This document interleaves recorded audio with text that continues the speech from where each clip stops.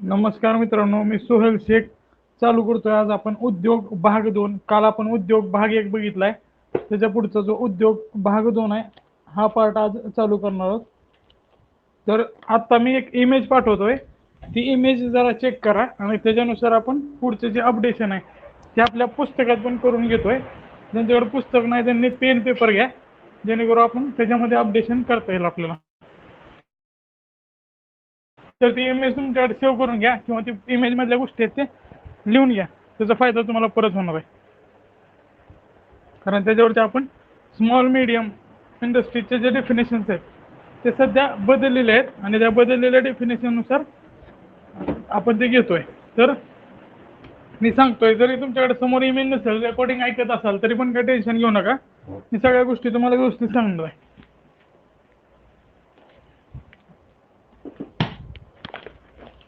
तर काल आपण महाराष्ट्रातल्या ज्या पॉलिसीज आहेत त्या बघितल्या होत्या. आता उद्योगाची रचना बघतोय आणि त्यानंतर उद्योगाचं वर्गीकरण बघूया. आता उद्योगाचे प्रकार बघितले तर प्रकार असतात मालकीवरून प्रकार पाडू शकतो. खाजगी असतील, सार्वजनिक असतील किंवा संयुक्त असतील किंवा सहकारी असतील.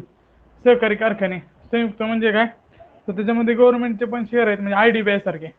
खाजगी म्हणजे काय, तर कोटक महिंद्रा बँकेसारखे. आणि सार्वजनिक म्हणजे काय, स्टेट बँक ऑफ इंडिया सारखे. सहकारी म्हणजे काय, पुणे जिल्हा मध्यवर्ती सहकारी बँक, ही झालं सहकारी. असं साखर कारखाना असू शकतो सहकारी, किंवा आपली जी मिल असते कापडाची मिल ती सुद्धा सहकारी असू शकते. तर त्याच्यावरनं वगैरे प्रकार पाडतो. त्याच्यामध्ये जर आपल्याला जर बघायचं असेल तर त्याच्या वर्गीकरणावर लक्ष दिलं पाहिजे. जे प्रश्न पडणार आहेत आणि आपलं चुकणार आहे ते वर्गीकरणावरच चुकतं बऱ्यापैकी. माझा आवाज व्यवस्थित येतोय ना तुम्हाला सगळ्यांना? तर वर्गीकरण जर बघितलं आपण तर आधी कसं होतं, तर आधी इन्व्हेस्टमेंटनुसार होते वर्गीकरण. आता सध्या इन्व्हेस्टमेंट आणि टर्नओव्हरनुसार मॅन्युफॅक्चरिंग आणि सर्व्हिसेस यासाठी एकच कॅटेगरी तयार केली.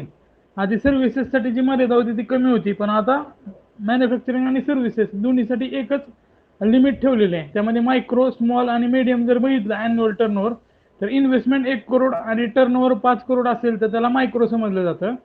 इन्व्हेस्टमेंट 10 करोड आणि टर्नओव्हर 50 करोड असेल तर त्याला स्मॉल समजलं जातं. आणि इन्व्हेस्टमेंट 20 असेल आणि टर्नओव्हर 100 असेल तर त्याला मीडियम समजलं जातं. आता बघा इकडं, टर्नओव्हर इन्व्हेस्टमेंटमध्ये 1, 10 आणि 1, 10 आणि 20 असं आहे. आणि टर्नओव्हरमध्ये त्याचं 10 पटीने वाढते. 5चं 50 आहे आणि 50चं परत 100 आहे. तर हे लक्षात ठेवा, 1, 10, 20 आणि 5, 50 आणि 100. समजतंय? मायक्रो आणि स्मॉल मध्ये 10 पटीचा फरक आहे आणि स्मॉल आणि मीडियम मध्ये फक्त दुपटीचा फरक आहे, इन्व्हेस्टमेंट आणि टर्नओव्हर दोन्हीमध्ये सुद्धा. तर आता हे क्लिअर झालं. हे तुमच्या पुस्तकात दिलेलं नाही तेवढं लिहून घ्या. जुनं लक्षात नाही ठेवलं तरी चालेल, कारण ही जी बदललेली सध्याचं वर्गीकरण आहे त्याच्यावरच प्रश्न येऊ शकतो. त्याच्यानंतर आता पुढे जाऊया आपण. मोठ्या उद्योगामध्ये पब्लिक सेक्टर एंटरप्राइजेसचे असे प्रकार पडले. त्यामध्ये महारत्न सारखीची सुरुवात झाली. तर 2008 पासून महारत्न दर्जा द्यायला सुरुवात झाली होती. तर महारत्नासाठीचे जे निकष आहेत तर त्याच्यामध्ये एकदा बघा, जे तक्ता आहे ती 367 नंबरचं पेज आहे, ते प्लीज अपलोड करा. रोहन आहे का? बाकीचे जे असतील त्यांच्यापैकी कोणी तर अपलोड करा. फोटो अपलोड करत चला, म्हणजे आपल्याला बघणं सोपं जाईल. आणि जे रेकॉर्डिंग बघताय त्यांनी 367 नंबरचं पान जे दिसले सरांचं आहे ते बघा, तुम्हाला ते सोपं जाईल.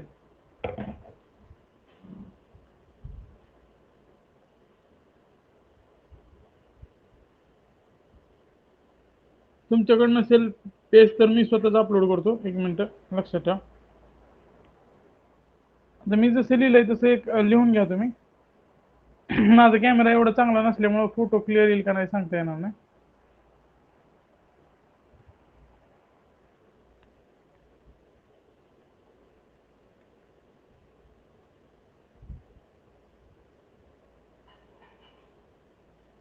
हां, ठीक आहे. वरचा जो फोटो टाकला ना तो राहू द्या.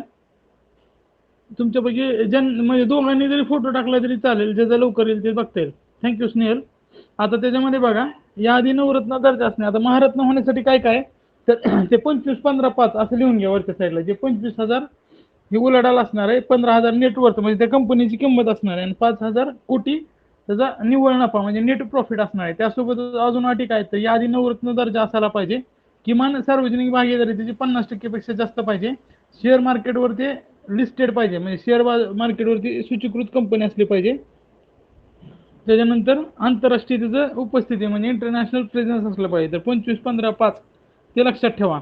आता सध्या भेल, गेल, sale, CIL, IOCL, ONGC, NTPC, BPCL आणि HPCL, PGCL हे आत्ता भेटलेले आहेत. तर ते HPCL आणि PGCL हे पण ऍड करा. टोटल सध्या 10 महारत्न कंपन्या आहेत. आता जर नवरत्न जर बघितले आपण तर या 16 मधल्या 14 झालेल्या आहेत. आधी 16 होत्या, त्यातल्या 2 ज्या कंपन्या होत्या त्या तिकडे ट्रान्सफर झाल्यामुळं नवरत्नाची संख्या सध्या 14 झाली. आता नवरत्न साठी कुठले निकष आहेत तर त्याला याआधी मिनिरत्न 1चा दर्जा असला पाहिजे. जसं महारत्न होता ना, आधी नवरत्न 1चा दर्जा असणं गरजेचं आहे, नवरत्नाचा दर्जा असणं गरजेचं आहे महारत्न होण्यासाठी. तसंच नवरत्न होण्यासाठी मिनिरत्न 1चा दर्जा असणं गरजेचं आहे.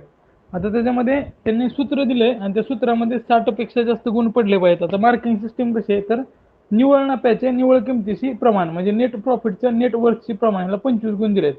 त्यानंतर दरडोई खर्चाचे उत्पादन खर्चाशी असणारे प्रमाण म्हणजे तिथे जे कामगार काम करतात त्याच्या दरडोई खर्चाचे उत्पादन खर्चाशी असलेले प्रमाण हे पुढं 15 गुणासाठी आहे. परत डोबळ नफ्याचे म्हणजे ग्रॉस प्रॉफिटचे भांडवलाशी असलेले प्रमाण त्याच्याशी 15 गुण दिलेले आहेत आणि डोबळ नफ्याचे उलाढालीशी म्हणजे टर्नओव्हरसाठी असणारे प्रमाण ह्याला 15 गुण दिलेत.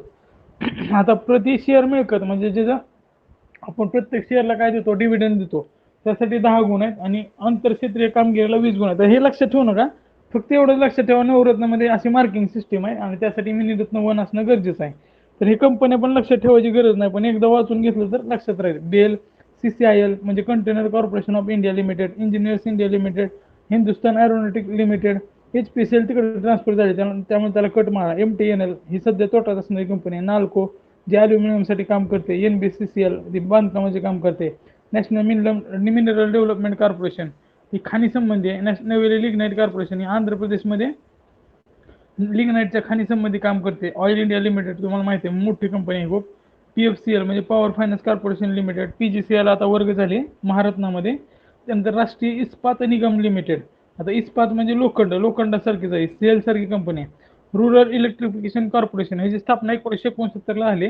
REC ही महत्वाची आहे कारण आता सौभाग्य योजना वगैरे जी राबवली जाते प्रत्येक घरापर्यंत लाईट पोहोचवण्याची, तर ही REC मार्फत राबवली जाते. तर रुरल इलेक्ट्रिफिकेशन कॉर्पोरेशन जिची स्थापना 1969 झाली, ही वीज प्रत्येक घरापर्यंत प्रत्येक गावापर्यंत पोहोचण्यासाठी खूप महत्वाची एक PSO आहे. त्यामुळे ते लक्षात ठेवा मित्रांनो, ही खूप महत्वाची आहे PSO REC 1969 ह्याच्यामध्ये प्रश्न पण विचारला स्थापना कधी झाली. त्यानंतर shipping corporation of India limited जे शिपिंग संबंधीचे जे बिझनेस आहे गव्हर्नमेंटचा ते सांभाळते. त्यानंतर आता मिनिरत्न 1 मध्ये काय तर मागचे 3 वर्ष सतत नफा असणे आणि 30 कोटी रुपयाचा नेट प्रॉफिट असणे. तर 30 कोटी नेट प्रॉफिट हे महत्वाचं मिनिरत्न 1 होण्यासाठी. आणि मिनिरत्न 2 साठी काय फक्त मागील 3 वर्ष सतत नफ्यात असणं आणि नेटवर्थ ते पॉझिटिव्ह असणं. तर हे लक्षात ठेवा. आता आपण पुढे जातोय कृषी आधारित उद्योग. आता मला सांगा PGCL आणि जे हे HPCL ह्यांना महारत्नाचा दर्जा कुठल्या वर्षी मिळाला सांगा बरं, तुम्हाला माहिती आहे का? PGCL आणि जे HPCL आहे ह्याला कुठल्या वर्षी महारत्नाचा दर्जा मिळालाय?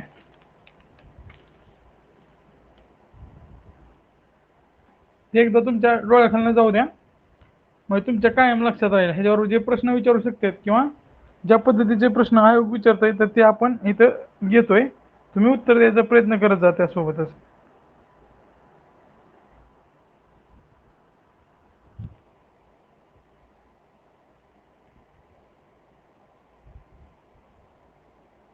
तर बरोबर आहे मित्रांनो, 2019ला हा दर्जा मिळालेला आहे PGCL आणि HPCL तेल क्षेत्रातल्या. आता ह्यामध्ये जर बघितलं तुम्ही महारत्न कंपन्या, तर ऊर्जा क्षेत्राचे किती कंपन्या आहेत मला सांगा, जे ऊर्जेशी रिलेटेड आहेत अशा कंपन्याचे किती नाव आहेत किंवा किती कंपन्या ते इंधनासंबंधी किंवा ऊर्जा निर्मिती संबंधित आहेत त्याचे आकडे सांगा. 10 पैकी किती कंपन्या आहेत सांगा मला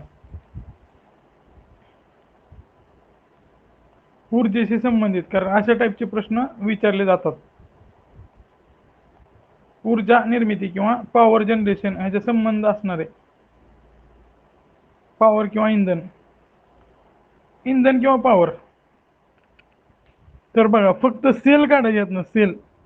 बाकी सगळे जे आहेत ना, सेल आणि बेल, हे दोन काढायचे. सेल आणि बेल जर काढले ना तर बाकीचे कुठं निघतच नाही कंपनी, सगळे इंधना संबंधित. तर 8 कंपन्या आहेत ते इंधन किंवा ऊर्जे संबंधित. तर ते बेस्ट आहे आणि तसं विचारू पण शकतात. त्यामुळे आत्ताच लक्षात ठेवा, तिथं 7 का 8 आपलं कन्फ्युजन होऊ शकते. कंबाईनला अशा टाईपचे अनालिटिकल प्रश्न विचारण्याची शक्यता जास्त आहे. तर तसं एक ॲक्टिव्ह लर्निंग केलं तर चांगलं होईल. तुम्ही प्रत्येक गोष्टीचं असं ॲक्टिव्ह लर्निंग करत जा. आता पुढे जातो आपण कृषी आधारित उद्योग, त्याच्यामध्ये कापड उद्योग हे सगळ्यात महत्त्वाचं आहे. ह्याचा फोटो अपलोड करा लवकर, म्हणजे आपण पुढं बघूया. तर 368 नंबरचं पेज आहे, टेक्स्टाईल पॉलिसी वगैरे काय ते बघणार आहोत आपण. आता कापड उद्योग आहे ते सगळ्यात मोठा उद्योग आहे. असा प्रश्न आला होता ह्याच्या आधी आयोगाला, की सगळ्यात मोठा भारतातील कोणता उद्योग आहे जो सगळ्यात जास्त रोजगार देतो. तर तो कापड उद्योग आहे.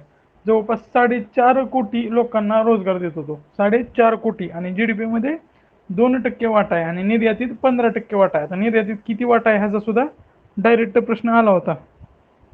तर ते सांगतोय मित्रांनो, कोणता प्रश्न लक्षात ठेवायचा. तर सगळ्यात मोठा हा उद्योग आहे रोजगार देणारा, 4.5 कोटी रोजगार, 2% GDP वाटा आणि 15% निर्यातीत वाटा असणार आहे. आता पहिले 2-3 उद्योग आहेत त्याचं लक्षात ठेवायचं सगळं. साखर उद्योग असेल, कृषी उद्योग असेल, म्हणजे सॉरी कापड उद्योग असेल, साखर उद्योग असेल किंवा कोळसा असेल किंवा स्टील असेल. तर हे 4-5 उद्योग आहेत ते खूप जास्त महत्त्वाचे आहेत, त्याच्यावर वारंवार प्रश्न येतात. तर ते लक्षात ठेवायचं. बाकी सिमेंट बिमेंटची पहिली फॅक्टरी कुठली एवढं तेवढं लक्षात ठेवलं तरी बाद झालं. आता फोर्ट ग्लोस्टर येथे 1818 मध्ये सुतगिरणी टाकण्याचा पहिला प्रयत्न झाला, पण तो काही यशस्वी झाला नाही. तर पहिला प्रयत्न तो फोर्ट ग्लोस्टर येथे. आणि त्याच्यानंतर जे यशस्वी प्रयोग झाला किंवा यशस्वी झाली होती ती गिरणी होती नानाबाई दावर याची, म्हणजे कासवजी नानाबाई दावर. म्हणजे एक पारशी व्यक्ती होते आणि मुंबईमध्ये त्यांनी देशातली पहिली कापड गिरणी उभारली होती 1854ला. त्याचं नाव होतं Bombay spinning and viewing company. तर पुढचं पेज अपलोड करा, म्हणजे सोपं जाईल काय ज्यांच्याकडे पुस्तक नाही ते बघायला, किंवा जे रेकॉर्डिंग ऐकतात त्यांनी देसले सरांचं पुस्तक समोरच घेऊन बसा, 9वी एडिशन, म्हणजे तुम्हाला हे समजेल पटपट. तर बंगालची फाळणी झाली, त्यानंतर असहकार चळवळ झाली, त्यानंतर चले जाऊ चळवळ झाली. ह्याच्यामध्ये लोकांनी आंदोलन केले होते, विदेशी कपड्यांची होळी केली होती आणि त्याच्यामुळे एक बूस्ट भेटला होता देशी उद्योगांना किंवा देशी कापड उद्योगांना. त्यामुळे त्यावेळेस 1921 मध्ये मुंबईमध्ये खूप मोठ्या प्रमाणात कापडाचा विकास झाला, कारण लोक खादीच्या कपड्याची मागणी करत होते स्वदेशी चळवळीमुळे. 1947च्या फाळणीमध्ये काय झालं, तर आता जे गिरणे आहेत ते भारतात राहिले, पण कापूस पिकवणारा जो भाग आहे तो बांगलादेश आणि पूर्व पाकिस्तानमध्ये गेला आणि 40% पिकवणारा भाग पाकिस्तानमध्ये गेला आणि 60% फक्त भारतात राहिला. त्याच्यामुळे काय झालं, आपल्याकडे कच्च्या मालाची फार मोठ्या प्रमाणात तुटवडा चालू झाला होता. हा प्रश्न पण आयोगाने विचारलेला आहे. आता ह्याच्यामध्ये कुठल्या कुठल्या टाईपचे आहेत, तर आधुनिकृत आणि यंत्रीकृत गिरण्या, म्हणजे रेमंड सारख्या कंपन्या असतील. मधल्या पातळीवर हातमागावर चालणारे उद्योग आहेत, म्हणजे त्यामध्ये सांगली असेल किंवा माधवनगर जे सांगलीतलं आहे, किंवा इचलकरंजी असेल किंवा भिवंडी सारखे जे ठिकाण आहेत, तर तिथं हातमागाचे प्रमाण मोठ्या प्रमाणात आहे. आणि तिसऱ्या टप्प्यात गृह उद्योग आहेत, म्हणजे त्याच्याखाली लघु उद्योग क्षेत्र आहे. तर त्याच्यामध्ये जर आपण बघितलं तर कापडाविषयीचं जे धोरण आहे महत्त्वाचं, तर 2000चं धोरण ते लक्षात ठेवा. टेक्स्टाईलसाठी जी पॉलिसी आहे ती 2000चं धोरण आहे. त्याच्यानंतर पुढं एक योजना पण चालू केली होती, टेक्नॉलॉजी मिशन ऑन कॉटन 2000लाच. म्हणजे जी पॉलिसी, म्हणजे TMC आणि टेक्स्टाईल पॉलिसी हे दोन्ही 2000चे आहेत. तर टेक्स्टाईल पॉलिसी प्लस TMC हे दोन्ही 2000चे लक्षात ठेवा. टेक्नॉलॉजी मिशन ऑन कॉटन म्हणजे त्याच्यामध्ये काय होतं, तर जुन्या ज्या कंपन्या होत्या तर त्याचं जे यंत्र आहेत ते यंत्र जुने झाल्यामुळं तिथं जास्त चांगल्या प्रकारे प्रोडक्शन होत नव्हतं आणि कंपन्या बऱ्याचशा जे कापड उद्योग आहेत ते तोट्यात होते. तर त्यासाठी त्यांना मॉडर्नायझेशन करण्यासाठी ही स्कीम चालू केली होती, टेक्नॉलॉजी मिशन ऑन कॉटन 2000मध्ये. त्यानंतर टेक्नॉलॉजी अपग्रेडेशन फंड स्कीम पण आली त्याच्या आदल्याच वर्षी 1999ला आणि 2012ला रिवाइज रिस्ट्रक्चर केली. आणि परत 2016 ते 2022 यासाठी सुधारित TUPS म्हणजे अमेंडेड TUPS चालू केली. तर एवढं लक्षात ठेवा, टेक्नॉलॉजी अपग्रेडेशन फंड स्कीम आहे ना, ते कर्ज देण्यासाठी मदत करते. ज्या कंपन्यांना आपल्या उद्योगातील जे यंत्र आहेत ते यंत्रामध्ये सुधारणा करायचे आहेत किंवा अपग्रेडेशन करायचं आहे यंत्रात किंवा नवीन यंत्र विकत घ्यायचे, त्यासाठी TUFS आहे. तुम्हाला माहिती आहे टेक्सटाईल पार्क का सुरुवात केली तर 2005 पर्यंत कापड आणि वस्त्र करार हा लागू झाला नव्हता आणि भारतासारखे जे देश आहेत म्हणजे भारत असेल, पाकिस्तान असेल, ब्राझील असेल, चीन असेल, ज्याच्यामध्ये कापड उद्योग मोठ्या प्रमाणात आहे आणि त्यांना मोठ्या बाजारपेठांची गरज होती. पण WTO मध्ये डॉमिनंट असणारे बाकीचे देश आहेत ते त्याला विरोध करत होते कापड आणि वस्त्र करार लागू करण्यासाठी. कापड आणि वस्त्र करार जर लागू झाला तर भारतातल्या मालाला सहज प्रवेश भेटेल दुसऱ्या देशात आणि हा करार 2005 ला लागू झाला तर ते पण लक्षात ठेवा. कापड आणि वस्त्र करार त्यामुळं आपल्याला मोठी बाजारपेठ खुली झाली बाकीच्या देशांची आणि त्याच्यामुळं आपण टेक्सटाईल पार्क्स नावाची स्कीम चालू केली होती. त्याच्यामध्ये मोठ्या प्रमाणाचे टेक्सटाईल पार्क तिरुवनंतपुरम असेल, भिवंडी असेल तर तशा ठिकाणी किंवा असे टेक्सटाईल पार्क फक्त कापडाच्या उद्योगासाठी उभा केले होते. पुढची एक योजना आहे प्रधानमंत्री रोजगार प्रोत्साहन योजना. PMRY आणि PMRPY ह्याच्यामध्ये कन्फ्युजन होऊ शकतो. तर प्रधानमंत्री रोजगार प्रोत्साहन योजना आहे ही फक्त कापडासाठी डेडिकेट असलेली आहे. कापड आणि कपडे उद्योगातील रोजगार वाढवणे ह्यासाठी डेडिकेट असल्याने ही योजना आहे तर ती व्यवस्थित लक्षात ठेवा. त्याच्यानंतर पुढे जाऊया आपण.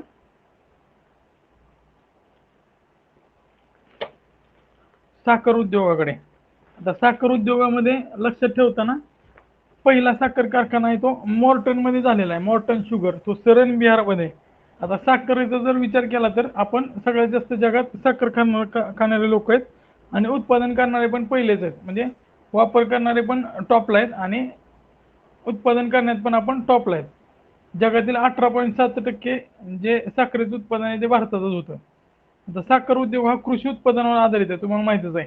तिकडे जसं 4.5 कोटी लोकांना डायरेक्ट रोजगार देतं कॉटन उद्योग किंवा कापड उद्योग तसंच 4.5 कोटी शेतकरी 3% लागवड क्षेत्र आणि 7.5% कृषी उत्पादन ऊसाशी निगडीत आहे. आणि ग्रामीण भागात तुम्हाला माहित असेल कोल्हापूर, सांगली, सातारा, सोलापूरचा काय भाग हा साखर या उद्योगामुळे किंवा साखरेच्या पिकामुळे समृद्ध झालेला आहे.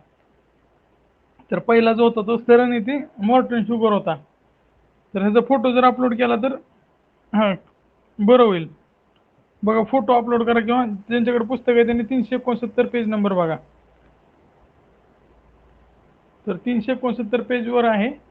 सरन येथे उभारण्यात आला होता पहिला सहकारी साखर कारखाना आहे इटिकोपक्का नरसिंह राजू यांच्या प्रयत्नाने चालू झाला होता. नरसिंह राजू हे आपल्या आंदोलनात सुद्धा सहभागी होते.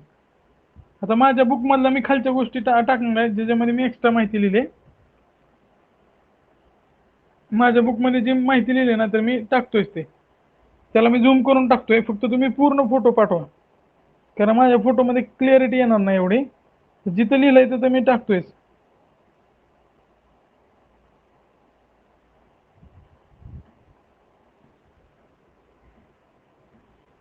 पूर्ण फोटो आला तर ही या गोष्टी लिहून घ्या. तर मॉर्टन शुगर सरन बिहार मधला पहिला आहे. त्याच्यानंतर ताग महामंडळ. ताग महामंडळाची आता तागाकडे येऊ. सॉरी अजून एक गोष्टी सांगायच्या राहिल्या तुम्हाला. महाराष्ट्रातील पहिला साखर कारखाना आहे तो बेलापूर अहमदनगरला स्थापन झाला 1920 ला. पहिला साखर कारखाना आणि पहिला सहकारी साखर कारखान्यामध्ये फरक आहे. भारतातला पहिला साखर कारखाना आहे तो मॉर्टन शुगर सरन बिहारचा आहे. भारतातला पहिला सहकारी साखर कारखाना आहे तो कुठला आहे आंध्र प्रदेश मधला इटिकोपक्का जो नरसिंह राजूच्या प्रयत्नाने झाला होता. महाराष्ट्रातला जर पहिला साखर कारखाना जर बघितला तर प्रवरानगर जवळ बेलापूर जे अहमदनगर जिल्ह्यातच आहे तर तिथे बेलापूरमध्ये 1920 ला स्थापन झाला होता. आणि पहिला सहकारी साखर कारखाना आहे विठ्ठलराव विखे पाटील यांच्या प्रयत्नाने लोणी प्रवरानगर येथे स्थापन झाला होता. 1949 काय संदर्भ ग्रंथ दिले काही ठिकाणी 50 दिले. तर ते दोन्ही पण लक्षात ठेवलं तर चांगलं राहील. जे ऑप्शन असेल त्याच्यानुसार उत्तर घ्या. 49 हे बऱ्याचशा पुस्तकात दिलेलं आहे तर 49 सोबत गेलेलं चांगलं राहील. त्याच्यानंतर पुढं बघू आपण 51 मध्ये म्हणजे उत्पादन ऍक्च्युअली 51 मध्ये चालू झालं होतं. त्याच्यामागे DR गाडगीळ जे धनंजय गाडगीळ चौथ्या पंचवार्षिक योजनेचे उपाध्यक्ष होते. वैकुंठबाई मेहता यांची मदत लाभली होती. आता वैकुंठ मेहता हे सहकार क्षेत्रातलं मोठं नाव आहे. म्हणजे यशवंतराव मोहिते असतील किंवा वैकुंठराव मेहता असतील किंवा यशवंतराव चव्हाण असतील तर हे सहकार क्षेत्रातले आहेत. त्यानंतर वसंतदादा पाटील, बाळासाहेब विखे पाटील, विठ्ठलराव विखे पाटील हे सहकार क्षेत्रातले नेते. पण वैकुंठबाई मेहता यांच्या नावानं सहकारासाठी एक इन्स्टिट्यूट आहे पुण्यात व्यामनिकॉम नाव आहे. तर सहकार्याच्या मॅनेजमेंटसाठी आहे. Vaikunth Mehta national institute of cooperative management, VAMNICOM, हे पुण्यात आहे, लक्षात ठेवा. सहकार्यासंबंधी काम करते, प्रशिक्षण देते. हे पुणे विद्यापीठाच्या बाजूलाच त्याचं गेट आहे, वॅमनिकॉम. तर ते पण एकदा लक्षात असू द्या, जर विचारलं कदाचित तर माहीत असलेलं बरं आहे. त्याच्यानंतर पुढे जातो आपण. इस्माच्या आकडेवारीनुसार भारतात 493 कारखाने होते. तर ही काय एवढं महत्त्वाचं नाही. भारत पहिल्या क्रमांकाचा साखर उत्पादक देश आहे, तर हे लक्षात ठेवा. आणि 8व्या क्रमांकाचा निर्यातक देश होता. तर ताग ज्यूट उद्योग, तागाकडे येऊया. आता तागा तुम्हाला माहिती आहे, तागाचं पण तसंच झालं. जसं कापडाचं जे जास्त कच्चा माल उगवणारा देश आहे तो पाकिस्तानमध्ये गेला, तसं तागाचं पण झालं. कोलकात्याजवळ जे रिसरा आहे त्या ठिकाणी पहिली ताग गिरणी चालू झाली होती 1854ला. ताग गिरण्याचा पूर्व भारतात खूप मोठा विकास झाला होता. ढाका शहराला त्यावेळेस तागाचे मँचेस्टर म्हटले जायचे. आणि फाळणीनंतर 70% भाग भारताने गमवावा लागला होता. तिथं 60-40 असं झालं, पण इथं 70% तिकडे गेलता. आपल्याकडे फक्त 30% राहिला होता. त्याच्यामुळे आपल्याकडे गिरण्या होत्या, पण त्याच्यासाठी कच्चा माल नव्हता. त्यामुळे आपण त्यासाठी मोठे प्रयत्न केले. ताग महामंडळ 1971ला स्थापन केलं होतं. ताग धोरण हे 2005ला आलं होतं. आणि तागसाठी जे मिशन आहे किंवा ज्यूट टेक्नॉलॉजी मिशन आहे ते 2006ला आलं होतं. तर ते तिन्ही लक्षात ठेवा. ताग महामंडळ 1971ला, ताग धोरण म्हणजे जे ज्यूट पॉलिसी आहे ती 2005ला, आणि ज्यूट टेक्नॉलॉजी मिशन आहे ती 2006ला आहे. ताग उत्पादनात भारताचा जगात प्रथम क्रमांक लागतो आणि तागापासून निर्यात केलेल्या वस्तूंच्या निर्यातीत भारताचा दुसरा क्रमांक लागतो. म्हणजे उत्पादनात पहिला आहे आणि निर्यातीत दुसरा आहे. आता 71ला ज्यूट कॉर्पोरेशन ऑफ इंडियाची निर्मिती झाली. बांगलादेश पण टॉप आहे तागाच्या बाबतीत. त्यामुळे लक्षात ठेवा, ज्यावेळेस बांगलादेशची निर्मिती झाली होती त्यावेळेस ज्यूट संबंधीचं जे कॉर्पोरेशन आहे ते स्थापन झालं होतं. अहमदाबादला इंडियाचे मँचेस्टर म्हणतात. त्यानंतर इचलकरंजीला महाराष्ट्राचं मँचेस्टर म्हणतात. Very good Saurabh. तर भारत सरकारने 1971ला ते कॉर्पोरेशनची निर्मिती केली होती. बांगलादेशच्या निर्मितीच्या वेळेस झालं असं लक्षात ठेवा. त्यानंतर नॅशनल ज्यूट पॉलिसी सांगितली 2005ला आली होती आणि ज्यूट टेक्नॉलॉजी मिशन 2006ला आलं होतं. त्यानंतर खत आणि सिमेंट उद्योग बघूया. आता आपल्यात कसं आहे, तर खतामध्ये वापरात पण असं म्हणताय ते आपण कृषीमध्ये बघतोय. तर नायट्रोजनयुक्त खताच्या उत्पादनात जगात चीन, अमेरिकेनंतर भारताचा 3रा क्रमांक आहे. पण भारताची जी खताची गरज आहे ती नायट्रोजन मोठ्या प्रमाणात बेसुमार वापरतो आपण, युरियासारखी खतं. त्यामुळे ती आयात करावी लागतात. तर 85% गरज आहे ती आपण देशातल्या देशात उत्पादनावर भागवतो नायट्रोजनच्या बाबतीत. आणि 15%ची जी खतं आहेत ती बाहेरनं आयात करतो. पण फॉस्फरस आणि पोटॅशियमयुक्त खते भारताला आयातच करावी लागतात. तर आपण ती सबसिडी बदललेली आहे. तर आधी जी सबसिडी देत होतो तो त्याचं टाईप चेंज केलं. आता ज्यावेळेस आपण कृषी बघू ना त्यावेळेस ते आपल्याला तिथं रिवाईज होईलच.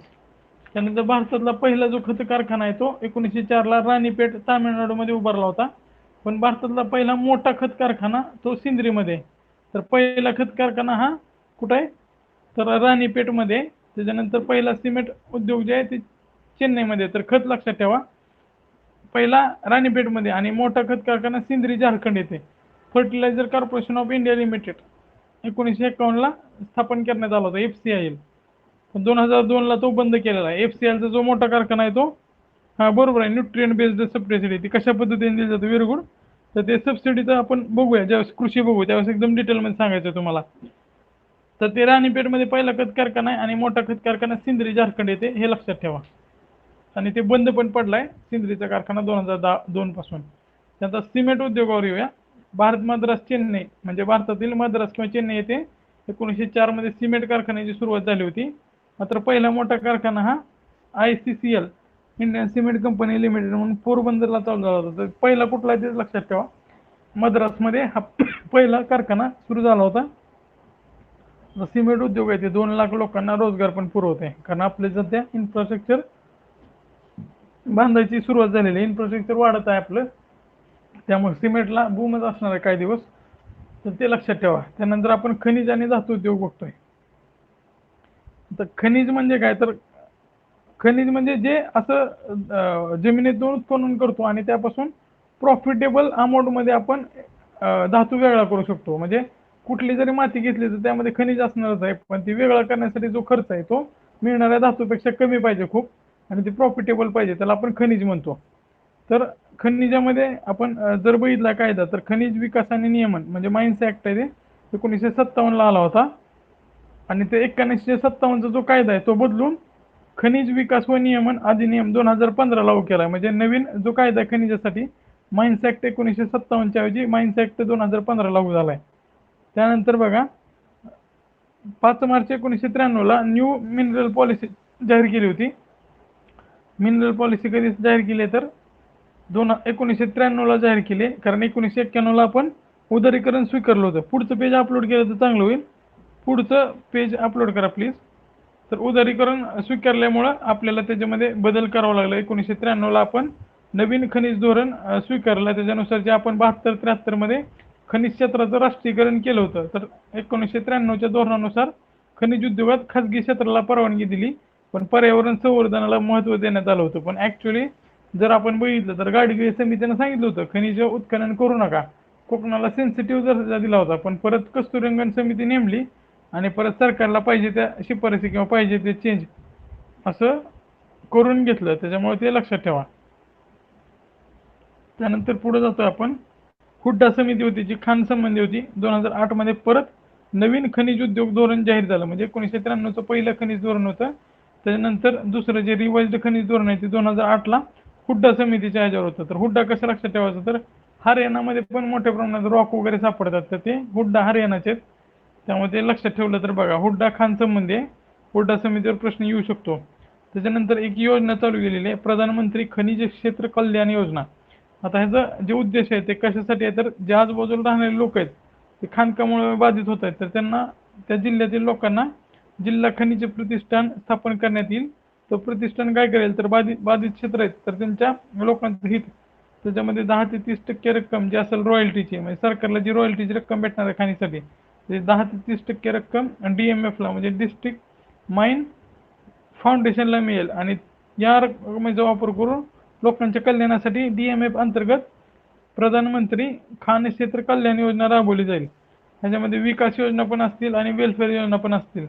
त्यामध्ये पर्यावरण, आरोग्य आणि आर्थिक व सामाजिक जीवनातील परिणाम कमी करण्यासाठी प्रयत्न केला जाईल. जे खाणीचे वाईट परिणाम आहेत ते कमी करण्यावर भर राहील. त्याच्यानंतर पायाभूत सुविधा पण उभारल्या जातील. पाणी पुरवठा असेल, स्वच्छता असेल, त्यासोबतच कौशल्य प्रशिक्षण असेल, तर या सगळ्या गोष्टींची सुरुवात किंवा या सगळ्या गोष्टींचा म्हणजे पूर्तता करण्यासाठी त्या निधीचा वापर केला जाईल, तर ते लक्षात ठेवा. त्याच्यानंतर आपण पुढे जातोय. लोह पोलाद उद्योगाकडे येतोय मित्रांनो. तर लोह पोलाद उद्योगामध्ये बघा हा पण एक महत्त्वाचा उद्योग आहे, कारण सगळ्या औद्योगिकीकरणाचा पाया हा लोह पोलाद उद्योग आहे. आणि आपल्या जे पहिले पंतप्रधान होते नेहरू यांनी ओळखलंच होतं, त्यामुळे त्यांनी जड उद्योगावर दुसऱ्याच योजनेत भर दिला होता आणि लोह पोलाद उद्योग हे सुरू केले होते. तर लोह पोलाद उद्योगात जर बघायचं झालं तर स्टील पॉलिसी 2 आहेत, 2005ची आणि 2007ची. जर पहिला लोह पोलाद 2005ची आणि 2017ची स्टील पॉलिसी. तर आपण जर बघितलं तर लोह पोलाद उद्योगासाठी कोकिंग कोळसा जो लागतो तो मोठ्या प्रमाणात आयात करावा लागतो. आणि मेन्सला पण हा प्रश्न विचारलेला आहे, कोणत्या टाईपचा कोळसा आयात करावा लागतो. कारण पोलाद उद्योगामध्ये जे आपण त्याचं निष्कर्षण करतो किंवा वेगळं करतो लोखंड, तर ते स्लरी असते किंवा स्लज असते, त्याच्यामध्ये चुन्यासोबत टाकून ते जाळलं जातं आणि ते एकदम वितळून त्याच्यापासून लोखंड वेगळं केलं जातं किंवा पोलाद वेगळा केला जातो. त्यासाठी कोकिंग कोलची गरज असते. पहिला जो लोह पोलादाचा कारखाना आहे तो 1870ला कुल्टी म्हणजे बंगाल आयर्न वर्क्स कंपनी या नावाने उभा केला होता. त्यानंतर 1907ला टिस्को म्हणजे टाटा आयर्न स्टील कंपनी हे स्थापन केली होती. तर टिस्कोची जी स्थापना आहे ते पण लक्षात ठेवा.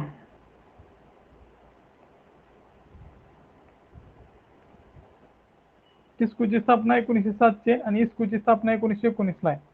तर ते दोन्ही पण लक्षात असलेलं बरं राहील. इस्को बर्नपूर येथे आणि सार्वजनिक स्तरावर स्थापन झालेला पहिला उद्योग जो असेल तो विश्वेश्वरय्या लोह पोलाद वर्क्स जे भद्रावतीचा आहे, म्हणजे जे गव्हर्नमेंटचा पहिला तो विश्वेश्वरय्या आहे. आणि टोटलमध्ये पहिला आहे तो बंगाल आयर्न वर्क्स कुल्टी येथे 1870ला स्थापन झाला आहे. म्हणजे बघा किती आधी, सगळ्यात आधी जर कुठला उद्योग स्थापन झाला असेल तर तो स्टील संबंधी होता. कारण स्टील हा बाकीच्या सगळ्या उद्योगांचा फाउंडेशन आहे, कारण स्टीलपासून मशिनरीज बनवले जातात आणि त्याचा उपयोग बाकीच्या उद्योगाच्या वाढीसाठी होतो. तर बघा भारतात 2 कंपन्या सध्या लोह पोलाद उद्योगात अग्रेसर आहेत. पहिली म्हणजे सार्वजनिक क्षेत्रातील सेल आणि दुसरी म्हणजे खाजगी क्षेत्रातील टाटा स्टील. तर टाटा स्टील आणि सेल हे दोन्ही लोहपोलाद उद्योगात पुढे आहेत. तर जर बघितलं आपण तर सेलचं जे उत्पादन आहे 15 मिलियन टन होतं आणि टाटाचं 13 मिलियन टन होतं. त्यानंतर जिंदल पण महत्वाचे. तर हे लक्षात ठेवायची गरज नाही. 1974ला आपण सेलची स्थापना केली होती. तर सेलची स्थापना पण लक्षात ठेवा. इस्को जे आधी स्थापन झालं होतं 1919ला, तर त्याचं पण राष्ट्रीयकरण केलं आणि तो सुद्धा सेलच्या अंतर्गत आला होता. तर हे कशाच्या अंतर्गत काय ते लक्षात ठेवायची एवढी गरज नाही, पण पॉलिसी महत्वाची आहे. नॅशनल स्टील पॉलिसी 2005ला आली होती आणि त्यात सुधारणा करून 2017ला रिवाईज करून नवीन नॅशनल स्टील पॉलिसी आली होती. नॅशनल स्टील पॉलिसी 2017 ही पण लक्षात ठेवा. चीन नंतर भारताचा दुसरा क्रमांक आहे लोहपोलाद उद्योगात. त्यानंतर आता कोळसा उद्योग. आता कोळशासाठीची जी सुरुवात झाली होती ती स्टीलच्या आधीच झाली होती. म्हणजे 100 वर्ष आधी जवळपास ह्याच्याविषयी प्रयत्न चालू झाला होता. सॉरी 50 वर्ष आधी 1814 मध्ये पहिल्यांदा आपण राणीगंजमधून कोळसा उत्पादनाला सुरुवात केली होती. पण जे शोध घेण्याची परवानगी ती सांबर आणि हॅटले नावाचे 2 व्यक्ती आहेत. त्यांनी 1774ला वॉरेन हेस्टिंग्स कडून मिळवली होती. आणि राणीगंज आणि बीरभूम जे पश्चिम बंगालमधील प्रदेश आहे तिथून कोळसा हुडकण्याची सुरुवात केली होती त्यांनी कोळशाचा शोध घेण्यासाठी. कोळशाचे जे प्रकार आहेत ते तुम्हाला माहिती आहे. तर सगळ्यात जास्त चांगला अँथ्रासाइट असते, त्यानंतर बिटुमिनस असते, त्यानंतर लिग्नाइट आणि शेवटी पीठ हे कोळशाचे प्रकार आहेत. आणि 5वा प्रकार आहे कॅनल. सगळ्यात जास्त हलका कोळसा कुठला असतो तर कॅनल. तर ते पण लिहून घ्या.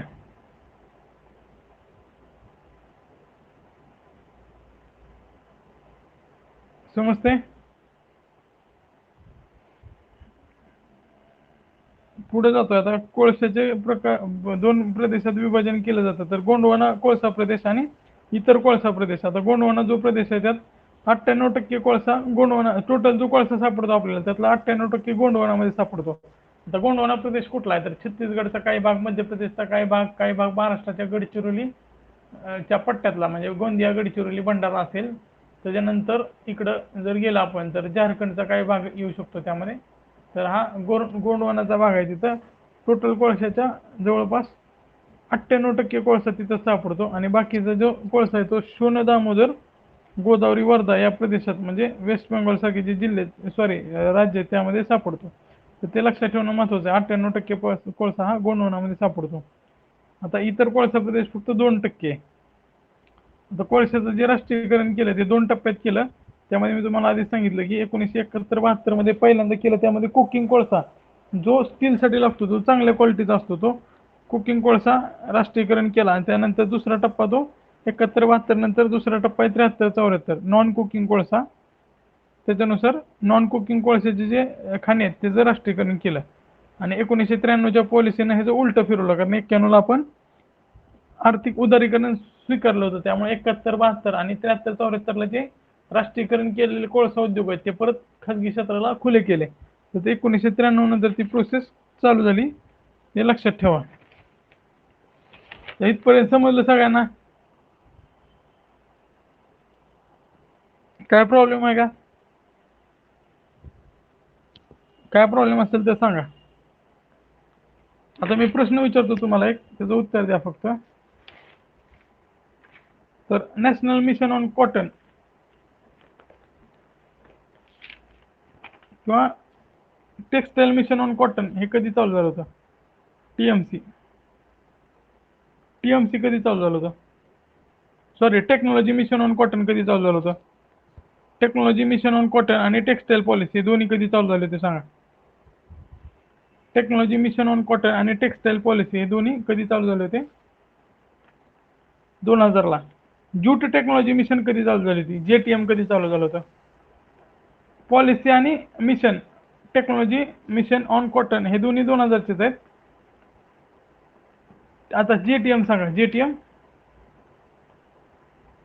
त्याच्यानंतर 2006ला. तर 2000ला टीएमसी आणि 2006ला जेटीएम. आता पीएम रोजगार प्रोत्साहन योजना कधी चालू झाली ती सांगा बरं.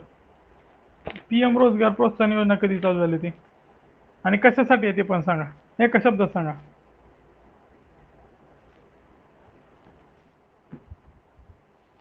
कशासाठी आहे ते पण सांगा.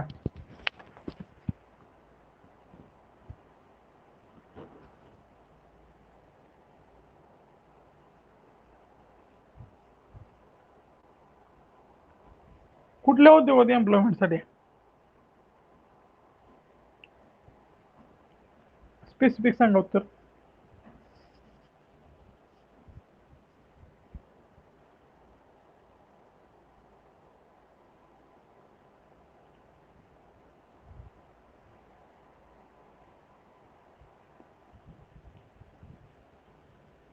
कॉटन इंडस्ट्रीमध्ये एम्प्लॉयमेंटसाठी रोजगार प्रोत्साहन योजना होती. आता आपण लघु उद्योगाकडे येऊया. लघु उद्योग बघूया. लघु उद्योग हा खूप मोठा आहे टॉपिक. तर लघु उद्योग एक एक बघूया. त्याच्यामध्ये जे संस्था आहेत त्याच्यावर बऱ्याच वेळा प्रश्न आलेले तर ते एकत्रितपणे घेऊया. तर आता जी व्याख्या आहे ती बघितली आपण. वर्गीकरण सुद्धा चेक केलं आपण कशी झालेली आहे ती नवीन वर्गीकरण. आता डायरेक्ट आपण बघूया लघु उद्योगाचा विकास. त्यामध्ये जे मंडळ आहेत. तर मित्रांनो डायरेक्ट काय करा तुम्ही 373 नंबरचा पेज पाठवा किंवा जे रेकॉर्डिंग बघतायत त्यांनी दिसले सरांचं जी नवी एडिशन आहे त्यामध्ये 373 नंबरचं जे पेज आहे ते बघा.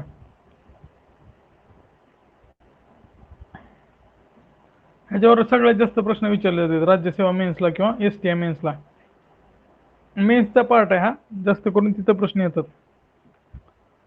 373 नंबरचा पेज अपलोड करा. ज्या गोष्टीची गरज आहे ते मी परत त्याचा फोटो काढून पाठवतो तुम्हाला.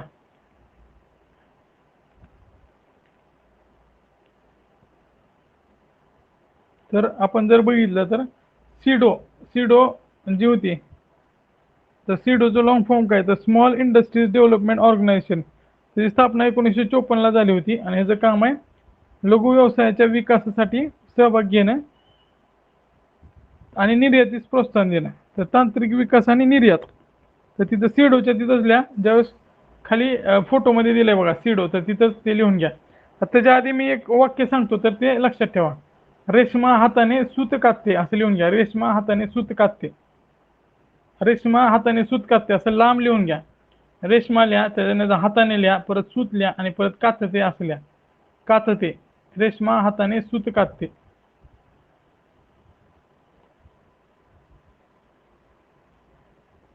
ती जर लिहिलं ना तर मी तुम्हाला पुढे सांगतो. तर कसं लिहायचं मी तुम्हाला सांगतोय.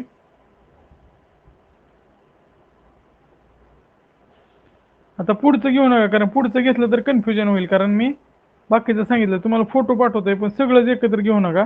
खालचं मी तुम्हाला सांगितलं व्यवस्थित. त्या फोटोमधनं तुम्ही लिहून पण घेतलंय सुरुवातीला. जेवढं सांगतोय तेवढं लिहून घ्या फक्त.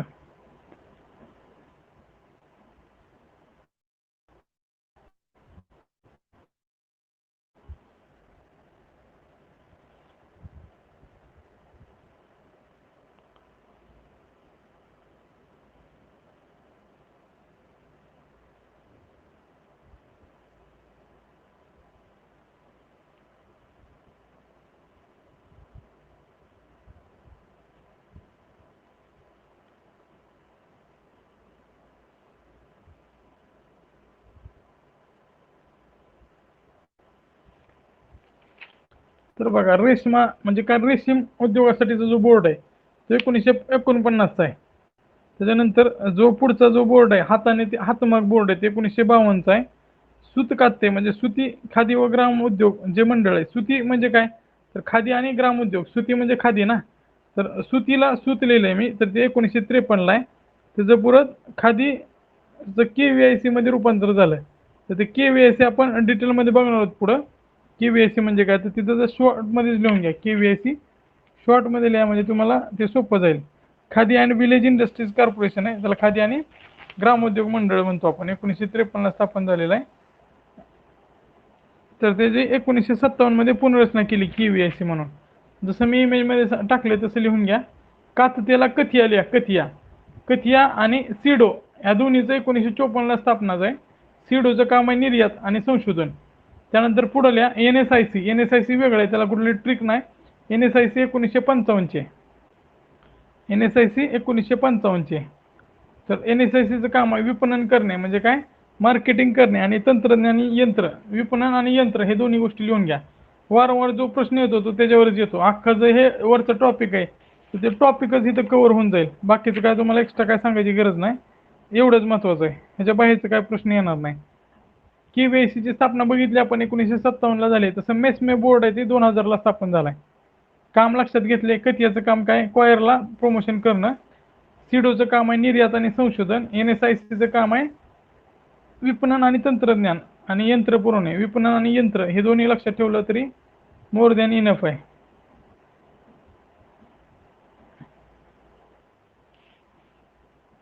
National small industries corporation NSIC 1955ची स्थापना आहे त्याची. त्यानंतर मेस्मे बोर्ड आहे ती 2000ला स्थापन झाला आहे. समजतंय? सगळं डन झालं. खालचं जे नवीन वर्गीकरण आहे ते एवढं लक्षात ठेवायची गरज नाही, कारण मी आधी लिहूनच दिलं तुम्हाला. 1 कोटी, 1 ते 10 कोटी आणि 10 ते 20 कोटी मध्यमाचं. आणि त्यानंतर उलाढाल जर बघितलं तर 5 कोटी, 5 ते 50 कोटी लघुची आणि मध्यमची 50 ते 100 कोटी. आपण सुरुवातीलाच बघितलंय 100 कोटीपर्यंत. 100 कोटी प्लस काय असेल तर ते मोठे उद्योग असतील.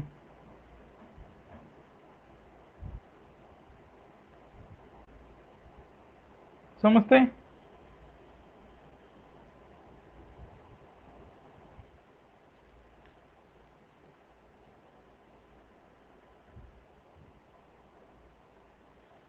लिहिलं का सगळ्यांचं? झालं असेल तर आपण पुढे जाऊया.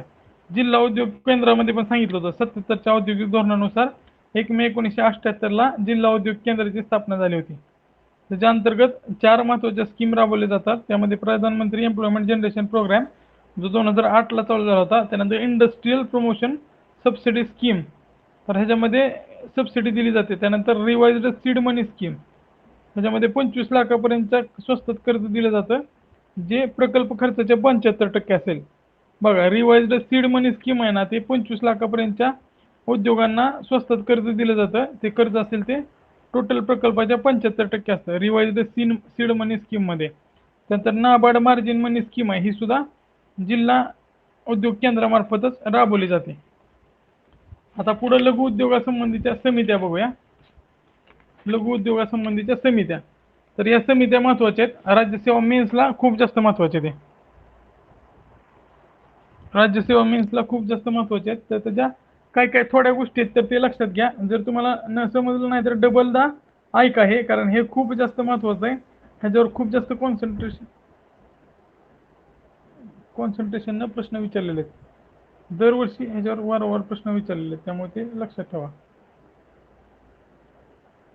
पुढे जाऊया मित्रांनो. आता तर कुठल्या कुठल्या समिती आहेत, तर DJ कर्वे समिती आहे, पहिलीची समिती होती. ते 1955ला आली होती. त्याच्यामध्ये लघु उद्योगाच्या विकासासाठी त्यांनी काही उद्योगांना आरक्षण द्या असं सांगितलं. म्हणजे लघु उद्योगांना आरक्षण द्या असं पहिल्यांदा शिफारस केली ती कर्वे समितीने. आणि कर्ज देताना लघु उद्योगांना प्रोत्साहन द्या असं नायक समितीने सांगितलं होतं. एकदा समितीचं पेज आहे ते अपलोड करा. मी एक एक गोष्टी सांगतो, तेवढंच लक्षात ठेवा फक्त.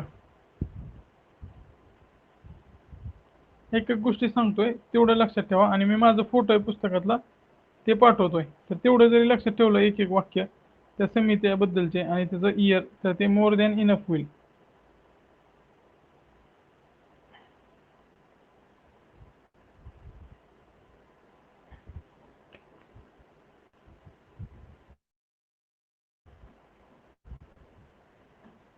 तर बघा, 1955ची जी DJ कर्वे समिती, आता सगळे जर लक्षात ठेवलं ना तर काहीच लक्षात राहणार नाही. तर एक करायचं, जे महत्वाचं आहे तेवढं लक्षात ठेवा. जे महत्वाचं आहे ते मी तुम्हाला सांगतोय. नायक समिती होती ना, ती कर्ज देताना लघु उद्योगांना कर्जासाठी प्रोत्साहन दिलं होतं, म्हणजे प्राधान्य द्या म्हणून सांगितलं होतं. अभिदोन समिती जी होती त्यांनी आरक्षण रद्द करा म्हणून सांगितलं होतं.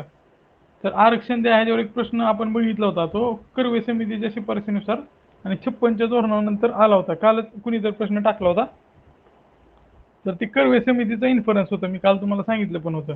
आठवत आहे का कालचा प्रश्न आपला? तर तो कर्वे समितीने सांगितलं होतं की लघु उद्योगांना आरक्षण दिलं पाहिजे. त्याच्यानंतर अभिदूषण समिती जी आली 1995ची, त्यावेळेस काय झालं होतं, तर त्यावेळेस उदारीकरणाचं वारं चालू होतं. उदारीकरणाशिवाय काय पर्याय नव्हता. त्यामुळे अभिदूषण समितीने लघु उद्योगांना स्पर्धा करण्याचा संदेश दिला आणि आरक्षण रद्द करा म्हणून सांगितलं. त्यानंतर SP गुप्ता कार्यदल, आता SP गुप्ता नंतर अर्जुन सेन गुप्ता आहे, तर ते लक्षात ठेवा. SPच्या खाली अर्जुन गुप्ता आहे, हे लक्षात असू द्या. त्यांनी रचना सांगितली होती, 30 तरी रचना असली पाहिजे आणि कायदा सांगितला होता, कायदा करा त्यासाठी. बाकीच्या एवढ्या गोष्टी लक्षात ठेवायची गरज नाही. अर्जुन सेन गुप्ता समिती होती, त्यांनी सुद्धा स्वस्तात कर्ज द्या असं सांगितलं होतं आणि कायदा करावा असं त्यांची पण शिफारस होती. म्हणजे SP गुप्ता त्रिस्तरीय कायदा आणि अर्जुन सेन गुप्ताचे कर्ज आणि कायदा असे 2 शिफारसी आहेत. तर ते 2च शब्दात लिहून घ्या. UK सिन्हाची समिती होती, 2019ला स्थापन झाली होती. ती RBIने स्थापन केली होती लघु उद्योगासाठी. त्यांनी सांगितलं की सरकारद्वारा व्हेंचर कॅपिटल स्थापन करा आणि तारणमुक्त कर्ज द्या. तर ते RBI मार्फत होती. तारणमुक्त म्हणजे काय, तर कुठलंही कोलॅटरल न घेता कर्ज दिला पाहिजे. तर असं त्यांनी शिफारस केली होती. बाकीचं जे सगळ्या गोष्टी ते लक्षात राहणार पण नाहीत. त्यामुळे एक एक दोन दोन गोष्टी त्यामध्ये ऍड करा. वाटलंच तर अजून एखादं पॉईंट ऍड करा आणि एवढंच लक्षात ठेवा. समजतंय का? कारण आपण सगळंच करायला जातो आणि सगळंच विसरून जातो. तुम्ही एकदा वाचून बघा स्वतः, तुम्हाला काहीच लक्षात राहणार नाही. दोन दोन पॉईंट लक्षात ठेवले तर ते सोपं जाईल परीक्षेच्या वेळेस उत्तर काढताना. बरोबर आहे का? आणि हे सगळं जर राहिलं तर सगळं मिक्स होणार आहे. आणि ह्याच्यावर अशाच 2-3 लाईनचे वन लाईनर पण प्रश्न आलेत किंवा जोड्या लावायला प्रश्न विचारलेले आहेत ह्याच्या आधी. समजतंय? तर ते अजून एकदा ऐका हे लेक्चर, कारण ह्याच्यामध्ये फॅक्ट्स खूप जास्त आहेत.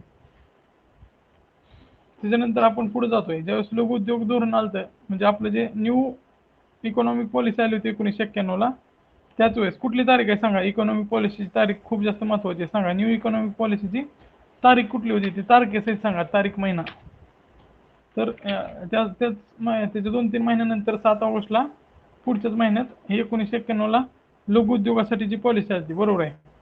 तर लघु उद्योगाची जी पॉलिसी होती ती जागतिकीकरणाच्या ज्या स्पर्धेत लघु उद्योग सशक्त बनले पाहिजेत. कारण जागतिकीकरणाचा सगळ्यात मोठा फटका जो बसणार आहे तो लघु उद्योगांना बसणार आहे. त्याच्यामुळं ही नवीन पॉलिसी लघु उद्योगासाठी आली होती. त्यामध्ये गुंतवणूक मर्यादेत वाढ करणे, पुरेसा वित्त पुरवठा करणे. आता बाकीच्या कंपन्या भारतात येतील, त्यामुळे टेक्नॉलॉजी डेव्हलपमेंट सेल पण स्थापन केलं जाईल आणि सीडो त्यासाठी स्पर्धात्मक वाढवण्यासाठी काम करेल. NSIC निर्यात आणि विपणनावर भर देईल. सीडोला NSIC मार्केटिंगवर भर देईल आणि सीडो निर्यातीला प्रोत्साहन देईल. ते लक्षात ठेवा, ह्याच्यावर वारंवार प्रश्न आलाय. NSIC मार्केटिंग आणि सीडो निर्यात हे दोन्ही लक्षात असू द्या. आता लघु उद्योगांना प्रशिक्षण देण्यासाठी एंटरप्रेन्योरशिप डेव्हलपमेंट प्रोग्राम EDP हा चालू केला होता. त्यानंतर सूक्ष्म लघु मध्यम उपक्रम विकास कायदा मेसमेड कायदा जो होता तो 2006चा आहे. मेसमेड बोर्डाची किंवा मेसमे बोर्डाची स्थापना कधी झाली सांगा? मेसमे बोर्ड कधी स्थापन झाला सांगा? मेसमेडसाठी जो ऍक्ट आहे तो 2006चा आहे, पण मेसमे बोर्ड कधी आला? बरोबर आहे. त्यानंतर सिडबीची स्थापना झाली होती मित्रांनो 2 एप्रिल 1990 ला.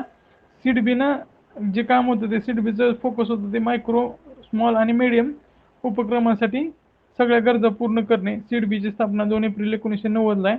सिडबीने उद्यमी मित्र पोर्टल पण सुरू केला आहे, ज्यामार्फत लघु उद्योगांना त्वरित कर्ज मिळावे. त्यासाठी सिडबी आणि जे गव्हर्नमेंटच्या पब्लिक सेक्टर बँक आहेत त्यांनी PSB लोन इन 59 मिनिट्स नावाची योजना चालू झाली. त्यामध्ये 59 मिनिटात कर्ज मिळणार आहे. जसं पिझ्झा डॉमिनोज डिलिव्हर करत होतं 30 मिनिट्स किंवा एक तासाचं चॅलेंज होतं 30 मिनिट्स चॅलेंज, तसं 60 मिनिटाचं आहे. पण असं नाही की कुणाला पण देणार.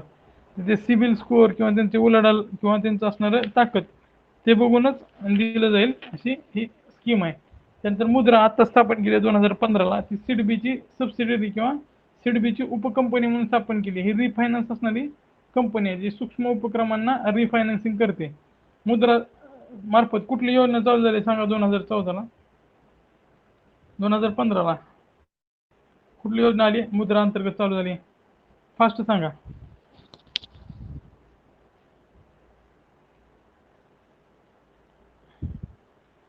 त्यानंतर लघु उद्योगाची सद्यस्थिती जर बघितली तर 2015-16 मध्ये ती संख्या 633 लाख पर्यंत गेली होती. तर ती संख्या वाढत आहे. ह्याच्यामधले आकडे सध्या करायची गरज नाही.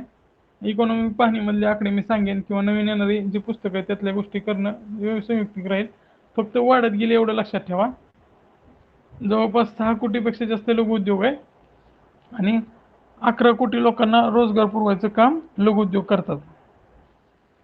तर हे लक्षात असू द्या. आणि निर्यातीत लघु उद्योगाचा वाटा तो 42 ते 47% आहे. म्हणजे सगळ्यात जास्त निर्यातीत जो वाटा आहे तो लघु उद्योगाचा आहे, हे पण लक्षात असू द्या. मुद्रामार्फत कोणती स्कीम चालू झाली कोणालाच माहित नाही का? बरं हिंट देतो. किशोर, त्याच्यामध्ये शिशु, किशोर आणि तरुण असे 3 टप्पे आहेत. शिशु, किशोर, तरुण.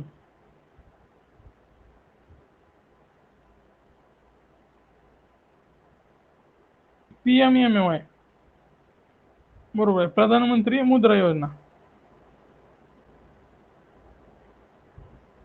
प्रधानमंत्री मुद्रा योजना आहे. बरोबर आहे. बऱ्यापैकी सगळ्या जणांनी उत्तर बरोबर दिलेले आहेत. त्याच्यानंतर पुढे जातोय आपण.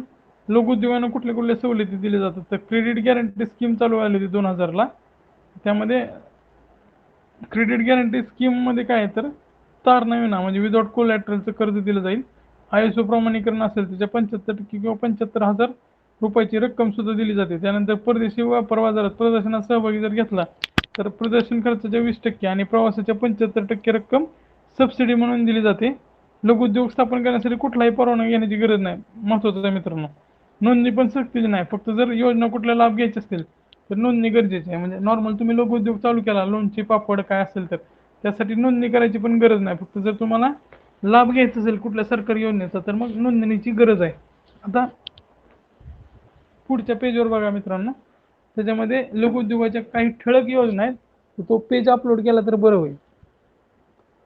तर त्यातल्या योजना आहेत तर ते बघा. प्रधानमंत्री रोजगार निर्मिती योजना आपण बघितली होती. Prime minister employment generation programme ती 2008ची आहे. 2016ची ती प्रधानमंत्री रोजगार प्रोत्साहन योजना आहे, जी फक्त कापड उद्योगासाठी आधारलेली होती. तर स्फूर्ती जी आहे ना, स्फूर्ती त्याच्यामध्ये फक्त तुम्ही रिजनरेशन ऑफ ट्रॅडिशनल इंडस्ट्रीज तर TI लक्षात ठेवा. ट्रॅडिशनलला गोल करा. स्फूर्ती ही परंपरागत उद्योगांना आहे. स्फूर्ती पारंपरिकसाठी म्हणजे जे जुने उद्योग असतील त्याच्यामध्ये हिमवृशालीसारखे असतील किंवा आपल्या इथं जे लाकडी खेळणे बनवायचं का सावंतवाडीला चालतं किंवा जे आधीपासून चालत आलेल्या गोष्टी असतील तर त्याच्यासाठी ही स्फूर्ती योजना आहे. पारंपरिक उद्योग असतील. त्याच्यानंतर पुढे बघूया ॲस्पायर. ॲस्पायर आहे ग्रामीण भागात उद्योगधंद्यामध्ये संशोधन आणि तंत्रज्ञान विकासासाठी आहे. त्याचं लॉंग फॉर्मच लक्षात ठेवा. Scheme for promotion and innovation rural industry and entrepreneurship. तर ग्रामीण भागात कृषी आधारित उद्योग स्थापन केले जावेत. म्हणजे समजा लाकडी घाण्याचे तेल असतील तर तेलाचं तुम्ही बघितलं असेल बऱ्याच ठिकाणी असं चालू झालेलं आहे.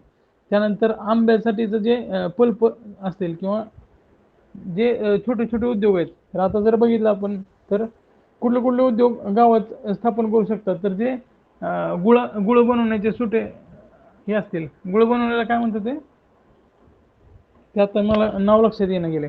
तर असे जे प्रोसेसिंगचे इंडस्ट्रीज आहेत त्याला ॲस्पायर ही प्रोत्साहन देते. ते लक्षात ठेवा. त्यांना उद्योग आधार मेमोरंडम त्याच्यामध्ये आधार आधारित सलग निपटारा केला जाईल आणि आधार आधारित ज्या समस्या आहेत त्या पण सोडवल्या जातील. त्यानंतर अनुसूचित जाती जमाती हब योजना आहे. ही फक्त ST आणि SC या जागातील राष्ट्रीय अनुसूचित जाती जमाती हब आहे ना, ती अनुसूचित जाती जमातीतील व्यावसायिकांना मदत करणारी 2016ची. तर पुढची योजना महत्त्वाची. झिरो डिफेक्ट झिरो इफेक्ट म्हणजे उत्पादनात पण त्रुटी राहणार नाही आणि पर्यावरणपूर्व उत्पादन असेल. म्हणजे झिरो डिफेक्ट म्हणजे त्यामध्ये डिफेक्ट राहणार नाही आणि झिरो इफेक्ट म्हणजे पर्यावरणावर झिरो इफेक्ट होईल. तर अशा पद्धतीचं ही झिरो इफेक्ट झिरो डिफेक्ट ही योजना आहे 2016ला आलेली आहे. आता मेस्मीवर एक हिट पण टाकलेलं आहे की सरकारी जी खरेदी आहे त्यातली 20% खरेदी मेस्मीकडनं घेतली पाहिजे. म्हणजे सरकार जी खरेदी करणार आहे त्यातली 20% खरेदी ही मेस्मीकडनंच झाली पाहिजे असं एक बंधन टाकलेलं आहे. आता लघु उद्योगासाठी अजून एक योजना आली होती. अजून एक इनिशिएटिव्ह घेतलं होतं. तर लोकल होगा ग्लोबल हे 2020 पासून चालू केलं होतं. लोकल होगा ग्लोबल त्यानुसार 200 कोटीपर्यंतच्या परकीय निविदावर बंदी होती. तिथं देशी मेस्मींना संधी दिली जाईल असं ठरवलं होतं. खरं तर हे WTOच्या व्यापार शर्तीच्या विरोधात आहे. पण लोकल होगा ग्लोबल 2020 पासून 200 कोटीपर्यंतच्या ज्या टेंडर्स आहेत त्याच्यावर बंदी टाकली होती. जी परकीय किंवा इंटरनॅशनल टेंडर्सवर बंदी टाकली होती आणि त्यामध्ये मेस्मींना संधी दिली जाणार होती. समजतंय?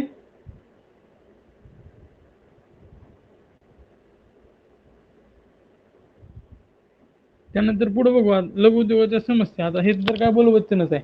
आर्थिक समस्या आहेत, अपुऱ्या पायाभूत सुविधा आहेत, अपुरी आणि जुनी यंत्रसामग्री. तर ह्या गोष्टी तुम्हाला तिथं समजून येतील आणि प्रश्न विचारण्यासारखा हा काय मटेरियल नाही असं दिलेलं आहे सरांनी. फक्त एकदा बघून घ्या आणि त्यामध्ये जर प्रश्न तर आलेल्या गोष्टी तुम्हाला समजतातच. तर आता पुढे बघूया औद्योगिक आजारपण म्हणजे इंडस्ट्रीयल आजारपण जे. तर तुम्ही एक फोटो पाठवतो. तो फोटो तुम्ही डोळ्यासमोर ठेवा किंवा तुमच्या पुस्तकामध्ये लिहून घ्या आणि मी सांगणार पण आहे. जे रेकॉर्डिंग बघतायत त्यांनी आपल्या ग्रुपवरचे फोटो एकदा बघून घ्या त्या वर्षाचे. परत मला मागू नका कारण जे ऑनलाईनला येणार नाहीत ते परत दुसऱ्या दिवशी सांगतात फोटो कुठे आहेत. तर तिथंच तुम्हाला हुडकावे लागतील. त्यासाठीच मग ऑनलाईन लेक्चर करा जेणेकरून तुम्हाला ह्या सगळ्या गोष्टी एकाच ठिकाणी भेटतील.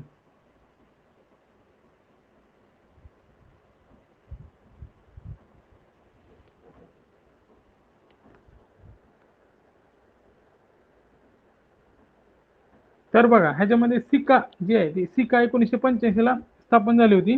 ती सिक इंडस्ट्रीसाठीची कॉर्पोरेशन होती. सिकाचा जर लॉंग फॉर्म बघितला तर सिकाचा लॉंग फॉर्म काय होता तर सिक इंडस्ट्रियल कंपनीज ऍक्ट, सिका ऍक्ट. तर ती सिका ऍक्टचं रिफॉर्म करून सिक्रा ऍक्ट आला 2003ला. सिकाऐवजी सिक्रा. सिका ऍक्ट हा 1985 होता. सिक्रा 2003ला आला. आधी BIFR होतं, बोर्ड ऑफ इंडस्ट्रियल. BIFRचं लॉंग फॉर्म काय तर ते आजारी पण साठी होतं. एक मिनिट, हे तर 2 वेगवेगळे साल दिलेले आहेत. ते मी तुम्हाला एकदा क्लिअर करून सांगतो. याच पुस्तकात 2 वेगवेगळे साल दिलेले आहेत BIFR साठी. Board for industrial and financial reconstruction आहे. त्याच्यामध्ये काय काम असतं बघा. तर समजा एखादा उद्योग आहे तो तोट्यात चालला. आता MTNL असेल, MTNL तोट्यात का चाललाय तर त्याची कारणं शोधायची आणि त्याची कारणं शोधून त्यांना परत अजून उभा करण्यासाठी मदत करायची.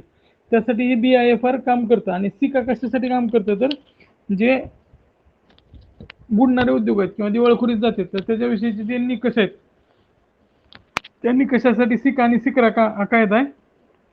आणि BIFR हे मंडळ आहे, ते मंडळ पुनर्वसनासाठी कार्य करतं. त्याच्या आधी IRCI नावाचं एक मंडळ होतं, त्यानंतर BIFR आलंय. तर त्याचं वर्ष फक्त लक्षात ठेवा 1987 आहे. त्याच्यानंतर पुढं आता सध्या काय काय स्थापन झालंय तर NCLT आणि NCLAT स्थापन झालंय आणि IBBI पण स्थापन झालंय बाळकृष्ण इराडे समितीनुसार. तर BIC काय तर बँकरप्सी अँड इन्व्हॉल्वन्सी कोड आहे, 2016ला आला होता. तर त्या कोडमध्ये काय सांगितलंय तर दिवाळखोरी आणि नादारी असेल, समजा एखादं कंपनी असेल ती जर समजा बुडत असेल तर त्याचं कसं एक्झिट करायचं किंवा जो त्यामध्ये भांडवल अडकलेलं आहे तर त्याची सोडवणूक कशी करायची त्यासाठी ट्रिब्युनल पण स्थापन केलेले आहेत. तपासणी अधिकारी असेल, त्यामध्ये डिस्प्यूट सेटलमेंट आहे, रेग्युलेशन आहे आणि माहिती देण्याची पण सुविधा ठेवलेली आहे. तर त्या कायद्यानुसार NCLT आणि NCT हे स्थापन करण्यासाठी सांगितलं होतं. आणि NCLT आणि NCT ह्या दोन्हीची पण स्थापना झालेली आहे. नॅशनल कंपनी लॉ ट्रिब्युनल आणि नॅशनल कंपनी लॉ ॲपिलेट ट्रिब्युनल. तर त्याच्या खाली जर आपण फोटो बघितला खालचा तर फोटो टाका जरा पुढचा 379 नंबरचा.